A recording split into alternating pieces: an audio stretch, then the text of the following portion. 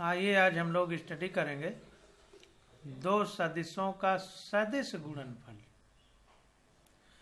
अगर अंग्रेजी में देखा जाए तो इसे बोलेंगे vector product of two vectors, यानी दो हमारे सदिश हैं और उनको गुणा करके उनका क्या प्रोडक्ट आएगा ये हमको बताना है। तो हिंदी में कहेंगे दो सदिशों का सदिश गुणनफल। तो दो जो है हमारे वेक्टर क्वांटिटी हैं उनका गुणा कैसे किया जाता है ये हमको समझना है। तो देखिए कह रहा है हम सदिशों एवं भौतिकी में उनके उपयोग के विषय में पहले से ही जानते हैं। अध्याय 5 कार्य ऊर्जा शक्ति में हमने दो सदिशों के अदिश गुणन की परिभाषा की थी। तो एक स्केलर प्रोडक्ट यानी दो अदिश जो राशियां हैं उनका कैसे गुणा किया जाता है उसके बारे में हम कार्य ऊर्जा शक्ति चैप्टर में पढ़ चुके हैं। अब दो सदिशों का गुणा कैसे किया जाता है ये हमको पढ़ना है।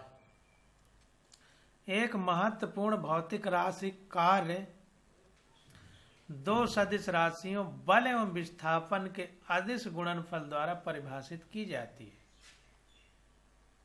तो जो कार्य प्राप्त होता है तो कार्य बराबर होता है बल गुणे विस्थापन। तो यहाँ पर बल भी हमारी सदिश राशि है और विस्थापन भी सदिश राशि है। यानी जो वर्क प्राप्त होता है वो फोर्स इनटू डिस्प्लेसमेंट से प्राप्त होता है।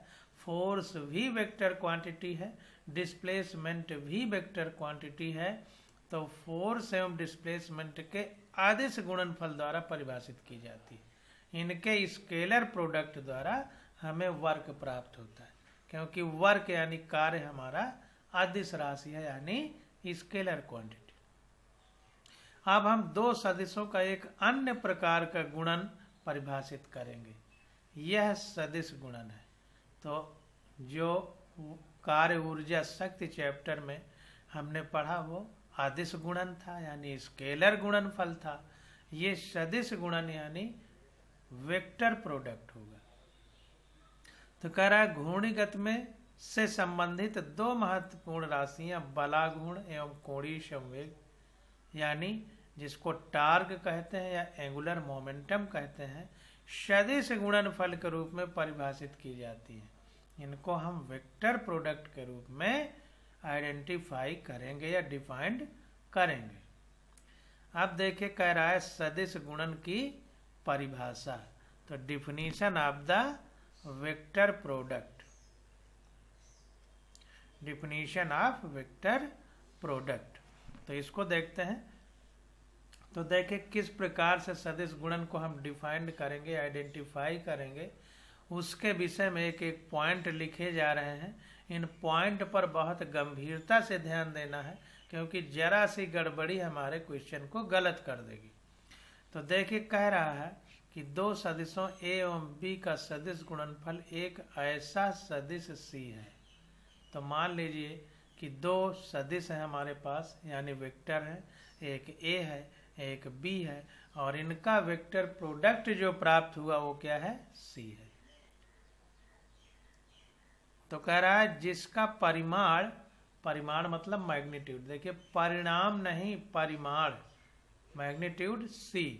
तो अगर सदिश होता तो दिशा सहित होती है तो उसको कैपिटल में लिखा जाता है। यहाँ पर परिमाण की सिर्फ बात हो रही है, मैग्नीट्यूड की तो इस मान में लिखा है। तो C = AB sin थीटा है। तो ध्यान दीजिए कि वेक्टर क्वांटिटी की जब बात होगी तो किसी सदिश के सदिश गुणनफल का परिमाण जो होगा वो साइन थीटा के साथ होगा। तो C = AB sin थीटा है, जहाँ A एवं B क्रमशः वेक्टर A एवं वेक्टर B के परिमाण है। ध्यान दीजिए ये कैपिटल में लिखा है और ये देखिए पतले अक्षरों में लिखा है। इसका मतलब ये परिमाण है और ये सदिश यानी वेक्टर है। तो वेक्टर A और वेक्टर B का मैग्नीट्यूड हमारा A और B है जो यहाँ लिखा गया है। और थीटा दो सदिशों के बीच का कोण है। तो ध्यान देना है कि जो थीटा लिखा हुआ है ये दोनों वेक्टर ए और बी जो हैं इनके बीच का एंगल है। अब देखिए क्या करना है, आगे वाले पॉइंट में देखते हैं। तो कह रहा है सी उस तल के अभिलंब है जिसमें ए एवं बी अवस्थित है। तो ये जो सी हमें प्राप्त हुआ जिसको परिमाण कहते हैं, तो ये सी हमारा क्या है, जिस प्लेन पर ए और बी है उस प्लेन पर सी इन दोनों का परपेंडिकुलर है यानी अभिलंब है। कहने का मतलब ये है कि एक मान लीजिए मेज है, मेज में दो पेन रख दें, एक पेन ए है एक पेन बी है, दोनों को एक तरफ सटा दें और सटाने के बाद हम ये कहें, मान लीजिए जैसे एक ये है एक ये है, ये कागज के तल में है, तो तीसरा इस बिंदु पर इस हमारी तरफ या इसमें अंदर की तरफ कागज में जाएगा। उसको पॉइंट से ही दिखा सकते हैं, बाहर भीतर हम ऐसे खड़ा तो दिखा नहीं सकते क्योंकि कागज में दो ही प्लेन, एक ही प्लेन है।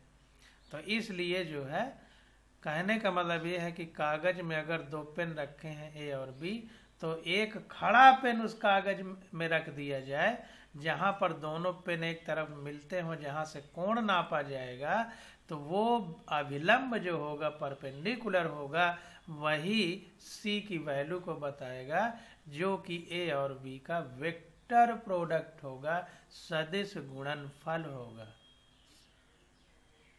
अब देखिए अगला पॉइंट कह रहा है यदि हम एक दक्षिणावर्त पेंच ले लें, यानी क्लॉकवाइज डायरेक्शन में घूमने वाला पेंच, यानी जो घड़ी की दिशा में घूमता है, और इसको इस प्रकार रखें कि इसका शीर्ष ए एवं बी के तल में हो और लंबाई इस तल के अभिलंबवत हो, और फिर शीर्ष को ए से बी की ओर घुमाएं, तो पेंच की नोक सी की दिशा में आगे बढ़ेगा। तो कह रहा है कि अगर कोई हम एक पेंच ले लें, पेंच जो ऐसे घुमाया जाता है, जैसे जिसको पेचकस कहते हैं उसी को पेंच कह लीजिए, तो पेचकस ले लें अगर हम, और उसको ए और बी में उसी का पिन रख दें जहां पर ए और बी मिल रहे हों, तो या उसी तल में रख दें और उसको घुमाएं, तो उसका शीर्ष ए और बी, तो उसका जो शीर्ष होगा पेंच का नोक होगा वो सी की दिशा में आगे बढ़ेगा। जैसा भी हमने बताया वैसे करेंगे। दक्षिणावर्त पेंच का नियम चित्र 6.15 में दर्शाया गया है। तो ध्यान दीजिए, ये क्लॉकवाइज स्क्रू रूल जो है ये हमारा 6.15 में दर्शाया गया है। इसको अभी हम अच्छे से देख लेते हैं। अब आगे देखिए कह रहा है कि यदि आप सदिशों ए एवं बी यानी वेक्टर ए एवं बी के तल के अभिलंबवत यानी परपेंडिकुलर रेखा के परितः अपने दाहिने हाथ की उंगलियों को इस प्रकार मोड़ें कि उनके सिरे ए से बी की ओर इंगित करें, तब इस हाथ का फैला हुआ अंगूठा सी की दिशा बताएगा, जैसा चित्र 6.15 में दिखाया गया है। तो दोनों फिगर जो दिखाए गए हैं इनको समझ लेते हैं, समझ के फिर आगे बढ़ते हैं। तो यहाँ पर देखिए वेक्टर ए है, ये वेक्टर बी है, इनके बीच का कोण थीटा है क्योंकि यहाँ पर मिले हुए हैं। ये किसी मेज या कागज में रखे गए हैं और ये एक पेंच है, ये जिस कागज में रखे हैं उससे लंबवत ये पेंच है। तो अगर इस पेंच को हम क्लॉकवाइज दिशा में घुमाएंगे यानी दाहिनी तरफ घुमाएंगे, जैसे हमारी घड़ी चलती है, तो ये जिधर को बढ़ेगा यही सी होगा, इसीलिए C equal to A cross B लिखा है।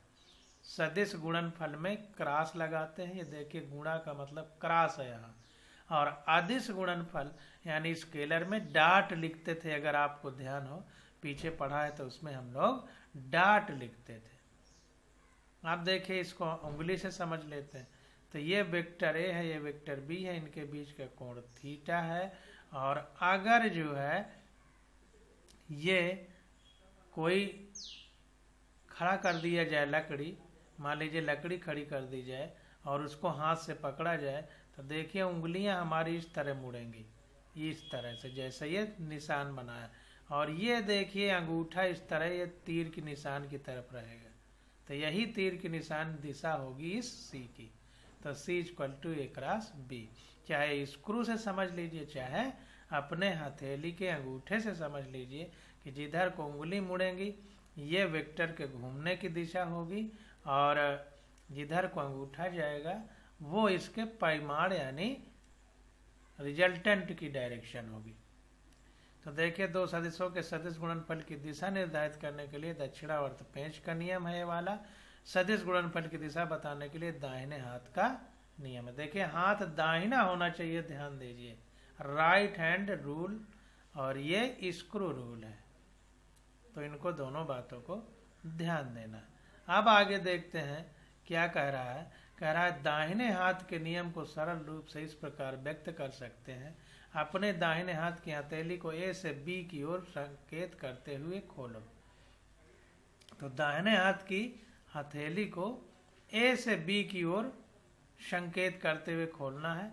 आपके फैले हुए अंगूठे का सिरा सी की दिशा बतलाएगा। तो देखिए यहाँ पर थोड़ा सा गलत लिखा है, खोलो कह रहा है, खोलना नहीं बंद करना है। कह रहा है अपने दाहिने हाथ की हथेली को ए से बी की ओर संकेत करते हुए ऐसे बंद करना है इस तरह, तब तो उंगलियां मुड़ेंगी दक्षिणावर्त दिशा में। तो खोलो नहीं बंद करो। जब बंद करेंगे तो आपके फैले हुए अंगूठे का सिरा सी की दिशा बताएगा। अंगूठे का सिरा जो है वो सी की दिशा बताएगा। देखिए ऐसे बंद करना है, ऐसे ऐसे उंगली को ऐसे बंद करना है, ऐसे बी की दिशा में, तब ये अंगूठा हमारा सी की दिशा में जा रहा है। तब यही सी हमारी परिणामी ए और बी के रिजल्टेंट की दिशा बताएगी। यह याद रखना चाहिए कि ए और बी के बीच दो कोण बनते हैं। चित्र 6.15 ए एवं बी में इनमें से कोण थीटा दर्शाया गया है। ध्यान दीजिए दो कोण बनते हैं, अभी देखते हैं कौन कौन से। स्पष्टता दूसरा 360 माइनस थीटा है। तो कहने का मतलब ये है कि ए और बी के बीच में या तो कोण थीटा कहें, या ए और बी पूरा घुमा दिया जाए वृत्ताकार पथ में तो पूरे सर्किल का कोण 360 डिग्री होता है। तो 360 डिग्री माइनस थीटा कह सकते हैं। दोनों बातें एक ही हैं। तो उपरोक्त नियमों में से कोई भी नियम लगाते समय ए एवं बी के बीच का छोटा कोण जो 180 डिग्री से कम है लेकर नियम लगाना चाहिए। यहाँ यह थीटा है। तो वेरी वेरी मोस्ट इम्पॉर्टेंट, ये गलती आपसे ना हो, इसको ध्यान देना है कि दो कोण है, एक थीटा एक 360 माइनस थीटा। तो हमें कौन सा लगाना है, जो सबसे छोटा हो यानी 180 डिग्री से कम हो वो कोण लगाना है।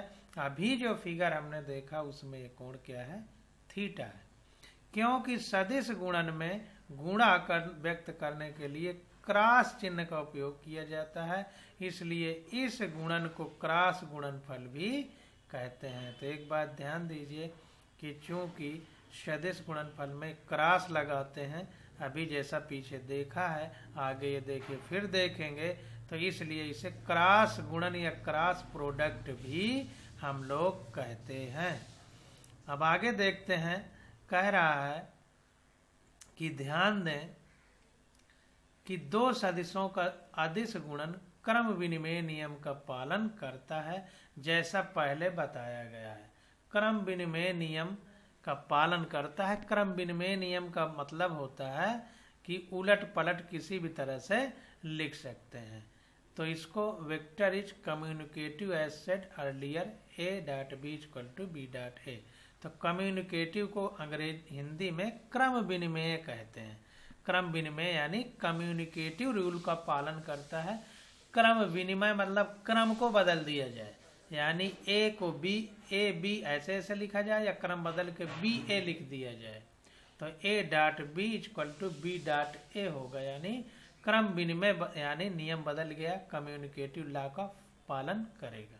पलट भी दिया जाए तो फर्क नहीं पड़ेगा। कब? जब ये अदिश गुणनफल हो, स्केलर प्रोडक्ट हो तब। परंतु सदिश गुणन क्रम विनिमय नियम का पालन नहीं करता है। तो ध्यान दीजिए, वेक्टर प्रोडक्ट जो है वो कम्युनिकेटिव लॉ का फॉलो नहीं करता है। The vector product however is not communicative, not commutative. तो वेक्टर लॉ जो है, वेक्टर एडिशन जो है, वेक्टर मल्टीप्लिकेशन कहें या वेक्टर प्रोडक्ट कहें, ये कम्यूटेटिव रूल का पालन नहीं करता है। तो कम्यूटेटिव रूल जो है, क्रम विनिमय नियम है, वो स्केलर प्रोडक्ट तो फॉलो करता है, लेकिन वेक्टर प्रोडक्ट या क्रॉस प्रोडक्ट इसका फॉलो नहीं करता है। तो ये ध्यान देना है। एक पॉइंट हमारा ये हो गया। आगे क्या कह रहा है, ए क्रॉस बी। तो यहाँ पर देखिए, A cross B is not equal to B cross A. उल्टा नहीं कर सकते, इसमें कर सकते थे स्केलर प्रोडक्ट में। आगे कह रहा है कि ए क्रॉस बी एवं बी क्रॉस ए के परिमाण समान ए बी साइन थीटा है और ये दोनों ही उस तल के अभिलंबवत हैं। देखिए, लंबवत और अभिलंबवत में अंतर है। लंबवत का मतलब कोण 90 डिग्री होता है और अभिलंबवत का मतलब होता है किसी तल के लंबवत, किसी तल से 90 डिग्री का कोण बनाने पर। मान लीजिए ये हमारे पास ये कागज है और कागज में हम ऐसे बना दें तो ये कोण भी 90 डिग्री है, लेकिन ये कागज पे ही है, तो कोण ये लंबवत कह सकते हैं कि ये इसके लंबवत है। लेकिन इस पर, इस प्लेन पर अगर हम ऐसे खड़ा डंडा खींच दें, हमारी तरफ आ रहा हो या इस पेपर के अंदर की तरफ जा रहा हो, तो ये अभिलंबवत है। किसी प्लेन के लंबवत होना अभिलंबवत है।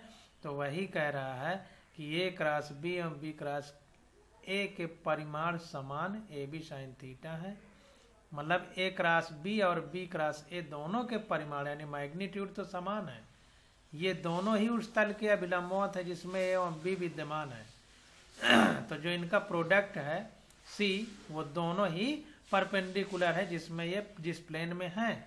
लेकिन अब दिक्कत कहाँ है, ए क्रॉस बी के लिए दक्षिणावर्त पेंच को ए से बी की ओर घुमाना होता है, जबकि बी क्रॉस ए के लिए बी से ए की ओर घुमाना पड़ेगा। तो ध्यान दीजिए, जब हम बी क्रॉस ए को ए क्रॉस बी लिखते हैं तो क्लॉकवाइज यानी दक्षिणावर्त पेंच घूमता है, और जब बी क्रॉस ए लिखते हैं तो पेंच या स्क्रू हमारा एंटी क्लॉकवाइज या वामावर्त दिशा में घूमता है, बाईं तरफ घूमता है। ये अंतर हो जाता है। परिमाण अभिलंबवत ही है उसका परिणामी या रिजल्टेंट, फर्क इतना आ जाता है।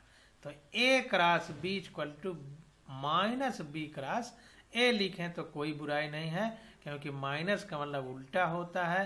तो सीधी सी बात है कि ए क्रॉस बी का उल्टा बी क्रॉस ए है, यानी अगर ये दक्षिणावर्त दिशा क्लॉकवाइज डायरेक्शन बताएगा स्क्रू घूमने का, तो ये एंटी क्लॉकवाइज बताएगा, क्योंकि माइनस साइन हमने लगा दिया। तो ये किस तरह लिखा गया है, इस बात को अच्छे से समझ लेना। अब आगे देखिए क्या कह रहा है। कह रहा है सदिश गुणन का दूसरा रोचक गुण है इसका परावर्तनगत व्यवहार। तो परावर्तनगत व्यवहार, परावर्तन को अंग्रेजी में हम लोग क्या बोलते हैं, रिफ्लेक्शन। तो another interesting property of A vector product is it's behaviour under reflection. Reflection तो परावर्तन का मतलब क्या होता था, परावर्तन का मतलब होता था कि अगर हम कोई दर्पण या शीशा जिस पे चेहरा देखते हैं सूरज के सामने रख दें तो जो किरण आती है बराबर कोण पे फिर मुड़ जाती है। ये क्या होता था, रिफ्लेक्शन या परावर्तन होता था। यानी कहने का मतलब ये है कि अगर कोई एक एंगल हो, मान लीजिए हमारे पास ये कोई किरण आ रही है, तो यहाँ से टकरा करके ये ऐसे मुड़ेगी। अब अगर ऐसे मुड़ रही है तो ये मान लीजिए कोई प्लेन है जिससे टकरा के मुड़ रही है, तो इस पर अगर ये खींच दिया जाए अभिलंब या परपेंडिकुलर, तो ये वाला एंगल ये वाला एंगल इस वाले एंगल के बराबर होगा। यही परावर्तन हम लोग पढ़ते थे कहाँ, लाइट वाले चैप्टर में, प्रकाश वाले चैप्टर में। तो यहाँ पर अब देखिए परावर्तन क्या है और कैसे है, इस बात को समझने का प्रयास करेंगे। तो यहाँ पर देखिए सदिश गुणन का दूसरा रोचक गुण है इसका परावर्तनगत व्यवहार। परावर्तन के अंतर्गत यानी दर्पण में, देखिए जो हमने बताया, दर्पण में प्रतिबिंब लेने पर हमें x टेंस टू -x होगा। यानी जो किरण आएगी वो बराबर और विपरीत दिशा में कोण बनाते हुए चली जाएगी। यानी x -x के तुल्य होगा, y -y के तुल्य होगा, z -z के तुल्य होगा। इस तरह से मिलते हैं। परिणाम स्वरूप सभी सदिशों के अवयवों के चिन्ह बदल जाते हैं और इस प्रकार a -a के रूप में व्यक्त होगा, b -b के रूप में व्यक्त होगा। देखें कि परावर्तन में a क्रॉस b का क्या होगा। तो अगर रिफ्लेक्शन की बात करें तो a क्रॉस b का क्या होगा, तो a क्रॉस b को हम किस तरह लिख सकते हैं, -a क्रॉस -b। दोनों a और b दोनों अगर आएंगी किरणें तो उल्टा और बराबर कोण में जाती हैं, तो इसलिए दोनों को उल्टा करेंगे तो उल्टा के लिए साइन उल्टा हो जाता है। तो इसमें अगर पॉजिटिव है इसमें निगेटिव लगा देंगे, तो ये माइनस माइनस का गुणा फिर a क्रॉस b हो जाएगा, क्योंकि माइनस माइनस का गुणा प्लस होता है। इसको ध्यान देना है। अतः परावर्तन से a क्रॉस b का चिन्ह नहीं बदलता है। तो ये बहुत इंपॉर्टेंट है कि चूंकि दोनों माइनस माइनस फिर प्लस हो जाएंगे, तो परावर्तन से क्या होता है, a क्रॉस b का चिन्ह नहीं बदलता है। तो a क्रॉस b इंडिकेट करेगा -a क्रॉस -b और ये इक्वल होगा a क्रॉस b के। अब आगे देखते हैं। कह रहा है कि अदिश एवं सदिश दोनों ही गुणन सदिश योग का वितरणशील होते हैं, यानी डिस्ट्रीब्यूटिव होते हैं। वितरणशील होते हैं यानी डिस्ट्रीब्यूटिव होते हैं, यानी इनको किसी प्रकार से डिस्ट्रीब्यूट किया जा सकता है। तो वही कह रहा है, both scalar and vector product are distributive with respect to vector addition. तो वेक्टर एडिशन अगर किया जाए, सदिश योग किया जाए, तो वितरणशील नियम लागू होता है, यानी डिस्ट्रीब्यूटिव लॉ फॉलो होता है। जैसे a डॉट b प्लस सी, तो इसका अंदर वितरण होगा, यानी इसको गुणा किया जा सकता है। तो a dot b plus a dot c लिख सकते हैं इसको। तो ये बहुत इंपॉर्टेंट है। या a cross b plus C है, तो अब देखें यहाँ डॉट था तो डॉट लगा है, ध्यान दीजिए, ये स्केलर है ये वेक्टर है, दोनों डिस्ट्रीब्यूटिव लॉ या वितरण नियम का पालन करते हैं सदिश योग के समय, वेक्टर एडिशन के समय। तो a cross b plus C है, तो a cross b plus a cross c लिख सकते हैं। हम c equal to a cross b को अवयवों के रूप में भी लिख सकते हैं, यानी इसको कंपोनेंट के रूप में तोड़ सकते हैं। इसके लिए हमें कुछ सदिश गुणनफलों की जानकारी आवश्यक है। इसके लिए कुछ वेक्टर प्रोडक्ट जो हैं उनके बारे में हमको जानना जरूरी है। अगर वो चीज़ हम लोग जान जाएं तो a cross b equal to c जो प्राप्त हुआ है, इसको कंपोनेंट के रूप में यानी छोटे छोटे टुकड़ों में तोड़ सकते हैं। तो कौन कौन सी जानकारी चाहिए नीचे बताया जा रहा है। तो देखिए कह रहा है कि a cross a equal to 0 होगा। 0 एक शून्य सदिश है, यानी शून्य परिमाण वाला सदिश है। तो जाहिर सी बात है कि a क्रॉस a का मतलब है कि उसी सदिश का उसी के साथ, तो ये वैल्यू 0 आएगी, क्योंकि इन दोनों के बीच एंगल 0 होगा। तो a पर ही a होगा, इसलिए 0 हो जाएगा। तो इसे शून्य सदिश या 0 वेक्टर बोलते हैं, क्योंकि इसका परिमाण 0 है। देखिए a 0 नहीं है, लेकिन क्रॉस यानी सदिश गुणनफल 0 है। ध्यान दीजिए, इसी प्रकार से आगे देखते हैं। स्पष्टता ऐसा इसलिए है क्योंकि एक राशि का परिमाण यानी ए स्क्वायर साइन 0 डिग्री बराबर 0 हो गया। ये 0 डिग्री की वजह से 0 हो गया। इससे हम इस परिणाम तक पहुंचते हैं कि आई कैप क्रॉस आई कैप, अब यहाँ पर एकांक सदिश यानी यूनिट वेक्टर की बात हो रही है। तो आई कैप क्रॉस आई कैप बराबर 0, जे कैप क्रॉस जे कैप बराबर 0, के कैप क्रॉस के कैप बराबर 0। तो अगर सेम है तो 0 आ जाता है, और आई क्रॉस जे कैप बराबर के कैप हो जाएगा। ये भी ध्यान देना है। आई जे के 3 हम लोग पढ़ते हैं, आगे अभी आएंगे तो पढ़ेंगे, पीछे हमने पढ़ा है। तो अगर एक में दूसरे का गुणा होगा क्रम से, आई जे के क्रम से लिखना है तो आई क्रॉस जे हो, आई कैप क्रॉस जे कैप होगा तो के कैप प्राप्त होगा। लेकिन जे कैप क्रॉस आई कैप कर देंगे, अगर उल्टा कर देंगे तो यहाँ माइनस लगाना पड़ेगा। इसको ध्यान दीजिए, बहुत गंभीर बात है। अब देखिए आगे क्या कह रहा है। कह रहा है कि ध्यान दें कि आई कैप क्रॉस जे कैप का परिमाण साइन 90 डिग्री या 1 है, चूंकि आई कैप और जे कैप दोनों का परिमाण 1 है। तो आई और जे चूंकि एक्स और वाई एक्सिस को बताते हैं, उनमें यूनिट वेक्टर हैं, तो एक्स और वाई जो एक्सिस है वो बीच का कोण 90 डिग्री होता है, तो साइन 90 का मान 1 होता है। इसलिए आई क्रॉस जे कैप का परिमाण 1 होगा, इसीलिए 1 लिखा गया है। और इनके बीच का कोण 90 डिग्री है, क्योंकि एक्स और वाई एक्सिस के बीच का कोण 90 डिग्री होता है। अतः आई कैप क्रॉस जे कैप एक एकांक सदिश है।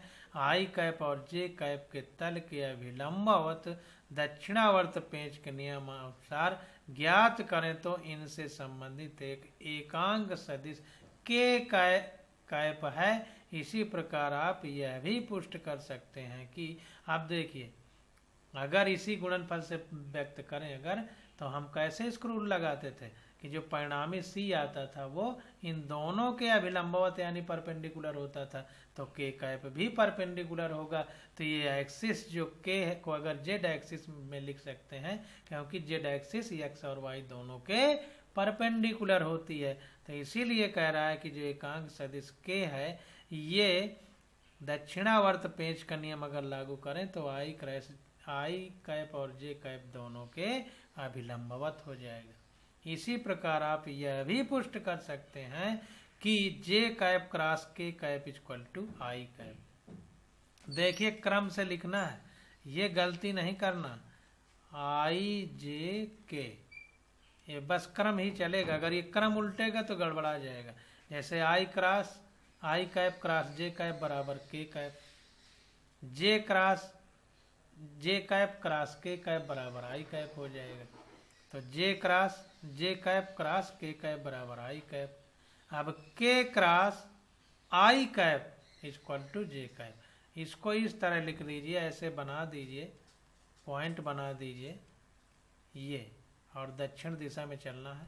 ये आई कैप है हमारा, ये जे कैप है हमारा, ये के कैप। अब इधर को चलेंगे आई जे के, अगर उल्टा हो जाएंगे तो माइनस साइन लग जाएगा। तो देखिए पहले क्या लिखा है, जे क्रॉस के, तो जे क्रॉस के ऐसे ही चलना है। तो आई मिल गया, आगे जो आगे आएगा वही लिखेंगे, के क्रॉस आई तो के क्रॉस आई। अब आगे जो मिलेगा वही प्रोडक्ट होगा, तो जे कैप आ रहा है, तो यही वेक्टर प्रोडक्ट। तो इस प्रकार से हम लोग याद कर लेंगे तो गलती नहीं होगी। अब आगे देखते हैं। आप देखिए क्या कह रहा है कि सदिश गुणन के क्रम विनिमय नियम क्रम विनिमयता गुण के आधार पर हम कह सकते हैं। तो जो कम्यूटेटिव रूल था कि क्रम बदल दें, तो J cap cross I cap equal to minus K cap. I J को उल्टा कर दिए तो माइनस लग गया, जे के को उल्टा कर दिया तो फिर माइनस लग गया, के आई को उल्टा कर दिया तो फिर माइनस लग गया। तो इसको उल्टा करेंगे तो माइनस लगा देंगे, जैसा ऊपर हमने पढ़ा है। अब ध्यान दें कि उपरोक्त सदिश गुणन व्यंजकों में यदि आई cap J cap K cap चक्रीय क्रम में आते हैं, जैसा अभी हमने ऐसे वृत्त बना करके सर्किल बना के आपको समझाया। तो चक्रीय क्रम में आते हैं तो सदिश गुणनफल धनात्मक है, और यदि चक्रीय क्रम में नहीं आते हैं तो सदिश गुणनफल ऋणात्मक है। तो ध्यान दीजिए, दाहिनी तरफ चलेंगे उस क्रम में अगर जो आ रहा है तो पॉजिटिव होगा, नहीं तो उल्टा है तो निगेटिव लिख देंगे। ये कहने का मतलब है। अब ए क्रॉस बी को कैसे लिख सकते हैं? अब एक्स वाई जेड 3 एक्सिस हो अगर तो कैसे लिखेंगे? तीनों एक्सिस में उनके यूनिट वेक्टर लगाते हुए लिखेंगे। तो ए के लिए पहले तीनों एक्सिस में लिखेंगे, तो एक्स वाई जेड एक्सिस के लिए ए X A Y A Z लिख दिया। फिर एक्स एक्सिस में आई कैप होता है, वाई एक्सिस में जे कैप होता है, जेड एक्सिस में के कैप होता है। तो ये दो लिख दिया और पॉजिटिव साइन लगा दिया। क्रॉस लगाया, अब बी के लिए लिखेंगे, तो बी को एक्स वाई जेड 3 एक्सिस में लिखेंगे, तो एक्स एक्सिस में बी एक्स लिख दिया, वाई एक्सिस में बी वाई लिख दिया, जेड एक्सिस में बी जेड लिख दिया। तो ये आई cap J cap K cap लिख दिया। साथ में एक्स एक्सिस में आई कैप होता है, वाई एक्सिस में जे कैप होता है, जेड एक्सिस में के कैप होता है। अब इसको सबको गुणा करेंगे तो A X B Y K cap हो जाएगा, ए एक्स बी वाई, मतलब इसको गुणा करेंगे तो A X B Y K cap हो जाएगा minus A X B Z. देखिए एक्स वाई ए बी, आगे बढ़ेंगे एक्स जेड वाई एक्स, इस तरह से क्रम से इसको लिखते चले जाएंगे। तो A X B Y K cap, A X B Y, तो आई और जे का क्रॉस क्या होता है के, तो के लिख दिया डायरेक्ट। तो A X B Y K cap गुणनफल सदिश गुणनफल minus A X B Z A X B Z. तो यहाँ आई है, यहाँ के है, तो क्या होगा जे होगा, और माइनस में आई जे के, बीच में जे आता है तो आई क्रॉस जे तो के हो जाता है, लेकिन बीच वाला है तो उलट आ रहे हैं तो माइनस साइन लगा दिया। तो A X B Z J cap. इसी प्रकार अन्य लिखेगा, समझ लीजिएगा। तो minus A Y B X K cap plus A Y B Z I cap plus A Z B X J cap minus A Z B Y I cap. तो जहाँ सीधा सीधा है वहाँ पॉजिटिव लिखा है, जहाँ उल्टा होना पड़ता है वहाँ निगेटिव लग गया है। ठीक ना, ये क्रम जहाँ पर उलट जाएगा, जैसे यहाँ माइनस लगा दिया, जहाँ जहाँ क्रम उल्टा है वहाँ माइनस लगा है, जहाँ नहीं उल्टा वहाँ प्लस लिखा है।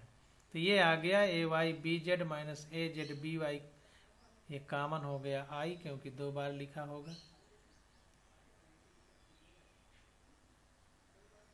ए वाई बी जेड, ए वाई बी जेड एक ये है, और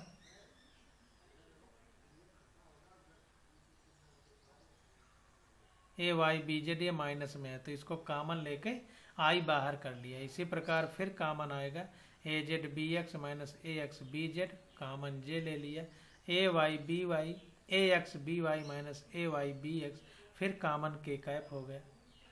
इस प्रकार से इसमें कॉमन लेकर के यहाँ नीचे लिख दिया। अब आगे देखें क्या कह रहा है। कह रहा है उपरोक्त व्यंजक प्राप्त करने में हमने सरल सदिश गुणनफलों का उपयोग किया है, यानी सिंपल वेक्टर प्रोडक्ट या वेक्टर मल्टीप्लिकेशन का यूज किया है। ए क्रॉस बी को व्यक्त करने वाले व्यंजक को हम एक डिटर्मिनेंट या सारणिक के रूप में लिख सकते हैं जो याद रखने में आसान है।